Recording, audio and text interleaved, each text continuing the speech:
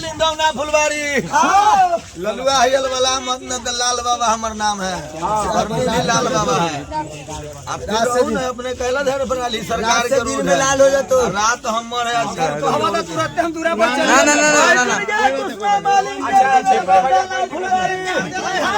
लगा दिल को तेरा गाछ